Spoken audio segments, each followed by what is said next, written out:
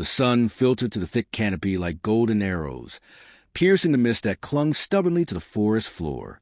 Ancient vines coiled like serpents around the trunks of trees that had stood for centuries.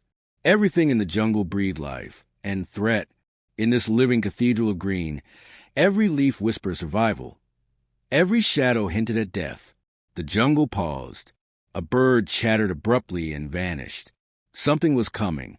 Branches groaned as a beast pushed through the undergrowth, its bulk too massive to pass unnoticed. Muscles rolled beneath scaly, armored skin the color of storm clouds, each step deliberate, predatory. Its eyes, red and rimmed with intelligence, scanned the underbrush, not with hunger, but with certainty.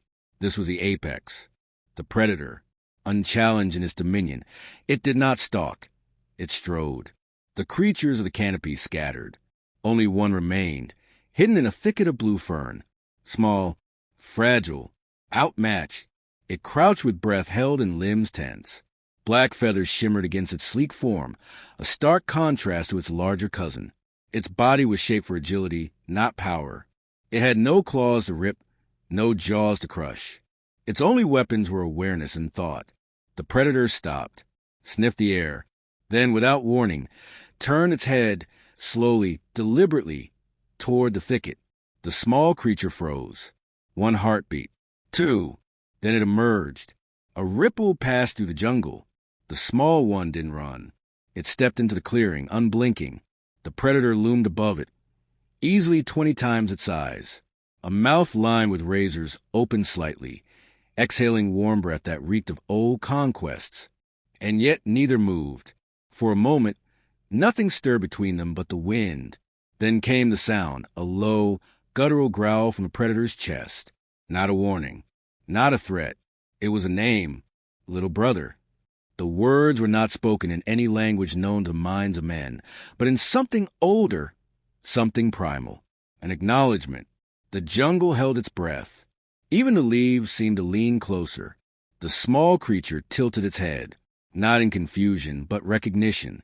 Something flickered behind its amber eyes, memory, perhaps, or something more ancient. The predator lowered its body just slightly, shifting its weight, not in attack, but in respect. The moment felt impossible. This was no mere pause in the food chain. This was a fracture in its design. For generations, the apex had hunted the smaller species without hesitation. Their encounters always ended in blood. But this time, something had changed. Something unspoken had passed between them. Transcending instinct, they had met before, not as enemies, but as something closer. They had once shared more than territory. They had shared purpose. The small one inched forward, still cautious. The predator allowed it. The distance closed until only a breath separated fawn from feather. A single swipe would end it all. But the moment held.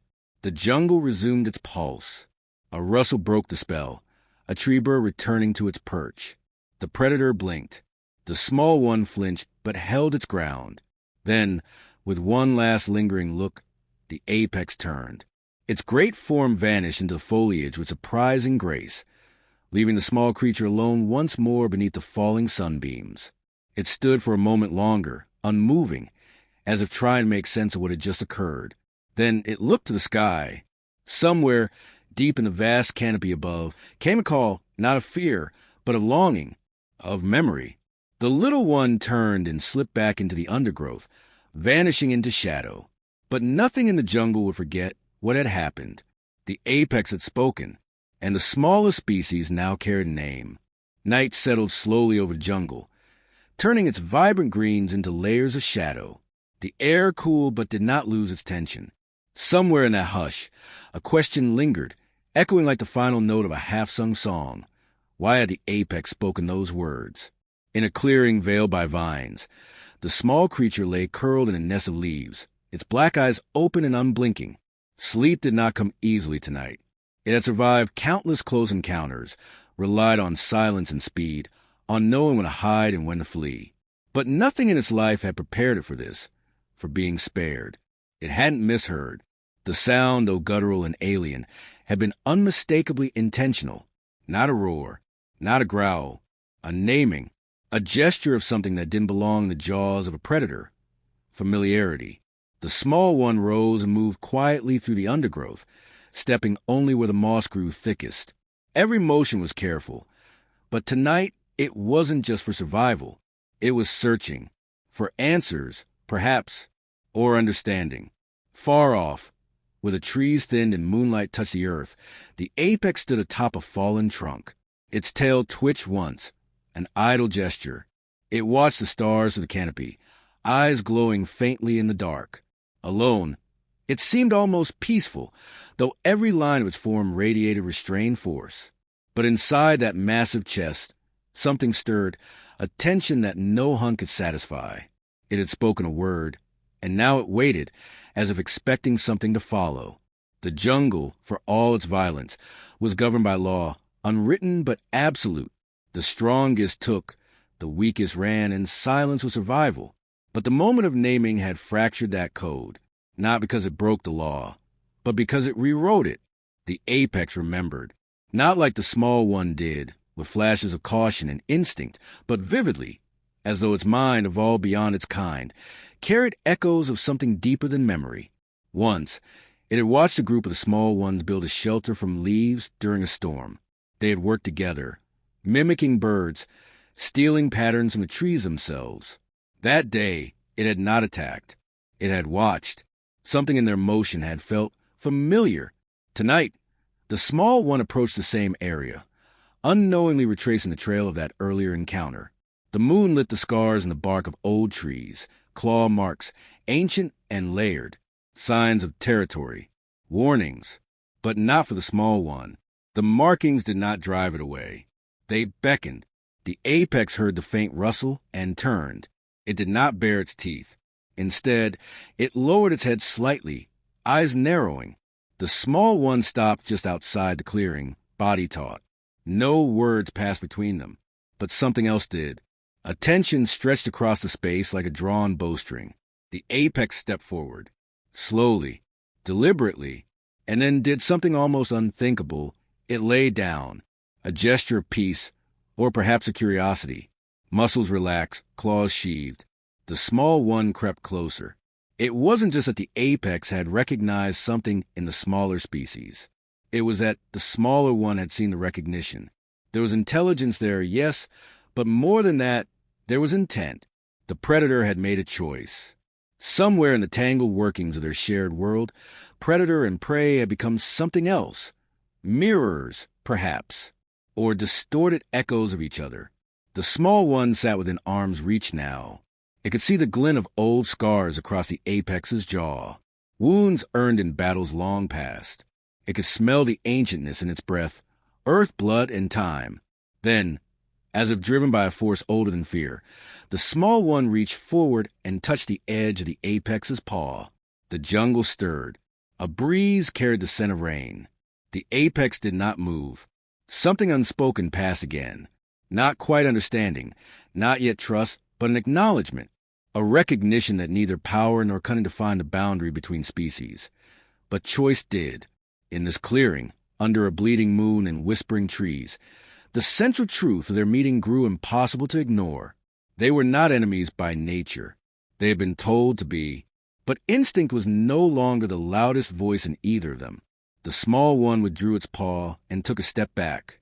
The apex remained still. In its eyes, something stirred, an ember not of anger, but of remembrance, as if it, too, once walked smaller paths, as if it, too, had been hunted. The small one turned to leave, no longer in fear, but in contemplation. The apex watched it go without a sound. And in the quiet that followed, the jungle was not so silent after all. It was listening. It was waiting. The word had been spoken, and now it could not be unsaid. Dawn came with a quiet hush, not the triumphant blaze of sunlight, but a slow unveiling, as if the jungle itself needed time to remember the world again. Mist clung low to the roots, where dew shimmered like fallen stars. Birds called cautiously from high branches, each note tentative, where the tension still nodded in the undergrowth. Somewhere in that breath between darkness and day, the balance of power was shifting. The small one moved with purpose now, not in retreat, not even in fear, but in contemplation. There was weight, in each step, as if carrying something it didn't yet understand. It had known hunger, danger, and even loss, but never something like this, a gesture of kinship from the jaws of a predator. It disturbed the foundations of the world it knew. Others of its kind hadn't noticed the change. When it returned to the gathering place near the roots of the cliff, they surrounded it, not with celebration, but with apprehension. Their eyes, narrow and untrusting, flicked toward the scars on its flank and the strange stillness in its movements. One of the elders stepped forward, feathers bristling. The small one said nothing, for it had no words to explain what had occurred. Only a look, steady, unwavering. It didn't plead. It didn't boast. But the others saw the difference. This was no longer just one of them. It was something between. Far away, deeper in the jungle's ancient corridors, the apex stood beneath a great stone arch carved by centuries of wind and rain. Moss crept along the edges like veins across flesh. This was old ground, sacred, perhaps, though the beast had no gods. But it knew memory and it knew pain. The jungle spoke here in echoes. It remembered the last time it had stood on this ground. Younger, wounded, alone. Then, too, a small one had come, not to fight, but to observe, to remain. It had not run. Even as the apex bled from a fresh wound scored by another predator, a challenger, the small one had merely waited, watching with a calm beyond its size. That one had vanished soon after. Taken, perhaps, or lost. Now another stood in its place. The apex had not forgotten. In the passing of seasons, their world had seen strange alliances. The horned beetle and the flowering vine, the river snake and the blind fish. Unlikely pairings born not of affection but necessity. It was the jungle's quiet truth. Survival often demanded surrendering the need to dominate. Perhaps this was no different. The small one stood now beneath the cliff ledge, staring into the carved earth where roots exposed their inner veins. It had returned to the place where stories were etched, not in script, but in the grooves worn by generations. This was where the elders whispered truths, where young ones learned to mimic survival. It scratched a mark into the dirt with one claw, a curve, then a downward stroke.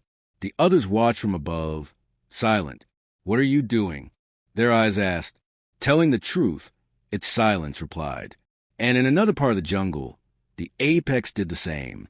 It returned to the clearing where they had first met. The scent of the small one still lingered faintly in the air, woven into the damp moss. The apex laid down again, resting its heavy head upon crossed paws. This time, it did not expect the small one to return, but it waited anyway. The jungle had changed. The vines hung differently. The insects sang an altered rhythm. Perhaps it was illusion. Perhaps not. That night, something strange occurred. A group of smaller creatures, kin to the first, approached the apex's territory, not to challenge, not to provoke. They remained at the edges, barely within sight, but they did not flee. The apex saw them. It did not rise. One of them, a youngling, stepped forward, then stopped. Its legs trembled, but it stood firm. The apex turned its head slightly. One long breath passed. Two. Then, with no roar, no threat, it turned its gaze away. The message was clear. You may pass. It was not peace. Not yet, but it was something adjacent. An idea planted in soil never meant to hold it. The small one had returned to its nest alone. Sleep did not come. Visions did, of teeth, of feathers, of memory blurred by instinct. It remembered its name, not the one given by others, but the one shaped in that moment, little brother. That phrase had not left it. A title, yes, but also a bond, a declaration from something that had never before needed to declare anything. In those two words, the apex had revealed more than hierarchy. It had revealed choice. The jungle was old, its laws older, but this new language, forged not from sound but from mercy, was beginning to rewrite them. A storm rolled in from the east. Wind tore through the canopy like a blade. Trees bent low. Water hammered the earth. But in the chaos, the apex did not flee, and neither did the small one. Each found shelter, alone but unafraid. The storm would pass, and when it did, Something else would rise with the morning light. A new law, one born not from dominance, but from recognition. And recognition, in this unforgiving world, was a first kindling of something even rarer than survival: trust. The jungle emerged from the storm with a breathless stillness. Leaves glistened with water. Their weight bowed under the night's deluge. Mud ran like veins through the forest floor, and trees, stripped of weaker branches, stood solemn as if having endured something sacred. It was not ruin the storm had left behind. It was revelation. What remained now was stronger, purer, pared down to essentials. So, two were the ones who walked beneath that dripping canopy. The small one was the first to step out into the clearing where the moss had been flattened by the storm. Its dark feathers clung to its sides, and its limbs were smeared with wet earth. It moved slowly, but not with hesitation. Every step was deliberate, as if drawn toward something unseen but deeply known. The apex was already there. It stood beneath the collapsed bough of an ancient tree, its massive frame slick with rain, eyes glinting with reflection more than threat.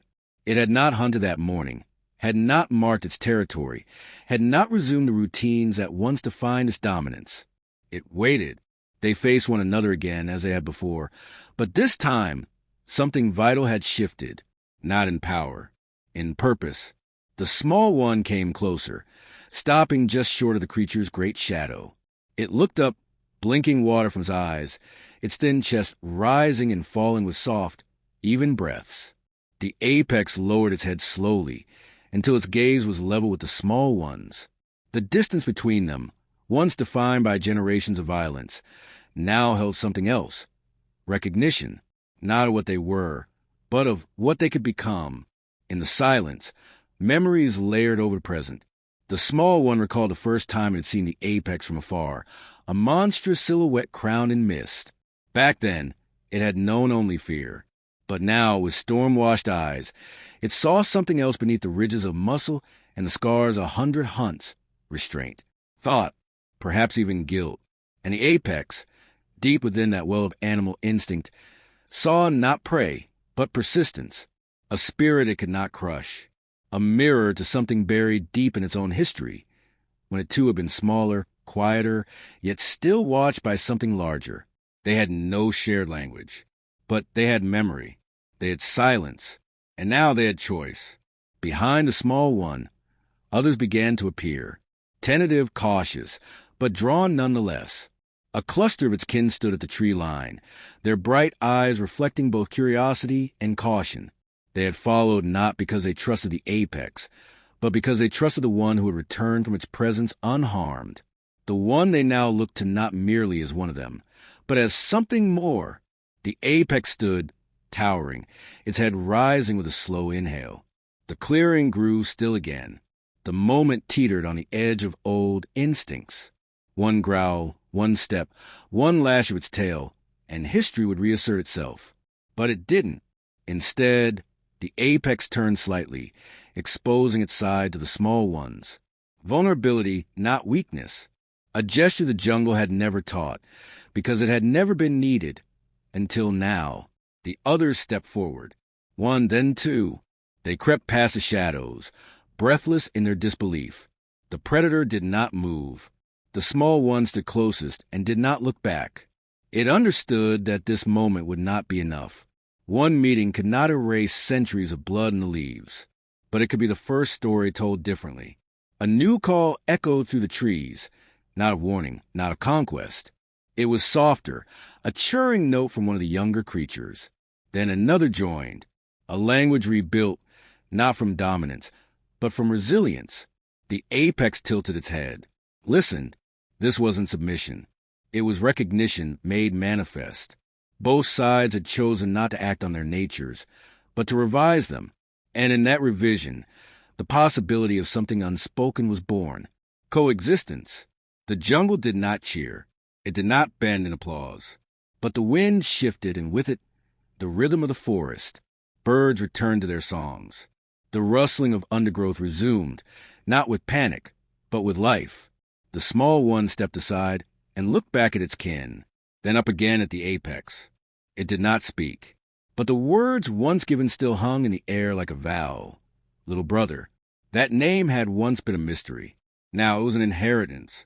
Not a lowering, but a lifting. Not less than, but near to. A final glance passed between them. An understanding sealed without sound. And then, without drama, the apex turned and walked away into forest, leaving footprints that would soon be filled by rain. And behind them, something far more enduring than tracks. The beginning of a new law. One not written in tooth and claw, but in choice.